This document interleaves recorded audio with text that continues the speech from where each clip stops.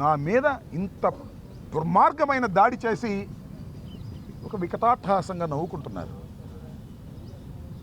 చంద్రబాబు గారు, పెమ్మసాని గారు, లోకేష్ గారు వీళ్ళే నిజంగా ఎక్యూజులు. ఆ వచ్చిన వాళ్ళంతా చిన్న చిన్న వాళ్ళు.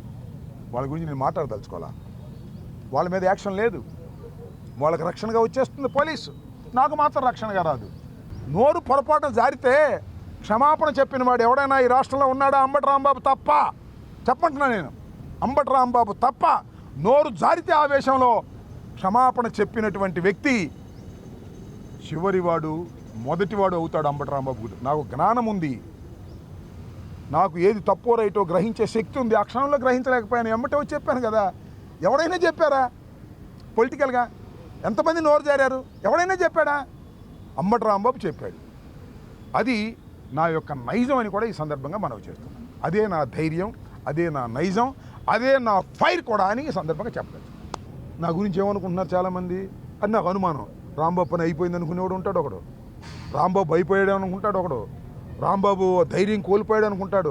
ఒకే ఒక్క సింబల్తో రాంబాబు ధైర్యం కోల్పోలేదు, రాంబాబు తగ్గలేదు, రాంబాబు తగ్గడు. కేసు మీద కేసు పెట్టినా, పీటీ వారెంట్ మీద పీటీ వారెంట్ పెట్టినా, లోపల ఎన్ని రోజులు పెట్టినా తగ్గేదే లేని చెప్పడానికి సింపుల్గా ఒకే ఒక్క జడ్చర్తో మీ అందరికీ అర్థమైంది కదా. నా ఫైర్ తగ్గించడానికి నన్ను అరెస్ట్ చేస్తారా? నా ఫైర్ తగ్గించడానికి నన్ను కొట్టడానికి ప్రయత్నం చేస్తారా? నా ఫైర్ తగ్గించడానికి 18 రోజులు జైల్లో పెడతారా? ఇంకా పదునెక్కుతా, ఇంకా ఫైర్ అవుతా. ధర్మం కోసం, న్యాయం కోసం జగన్మోహన్ రెడ్డి గారి ముఖ్యమంత్రి అయ్యేంత వరకు ఈ పోరాటం ఆగదు అనేది మరొక్కసారి తెలియపరుస్తున్నా.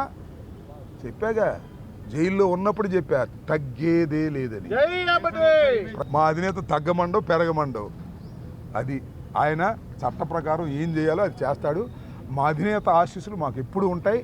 నేను ఖచ్చితంగా మా అధినేత ఆశీస్సులు పొందే విధంగా, రాష్ట్ర ప్రజల ఆశీస్సులు పొందే విధంగా చట్ట ప్రకారంగా ప్రవర్తించేటటువంటి వ్యక్తే ఈ అంబటి రాంబాబు తప్ప చట్ట వ్యతిరేకంగా ప్రవర్తించేటటువంటి ధోరణి నాకు ఇప్పుడు లేదు, ఎప్పుడు లేదు.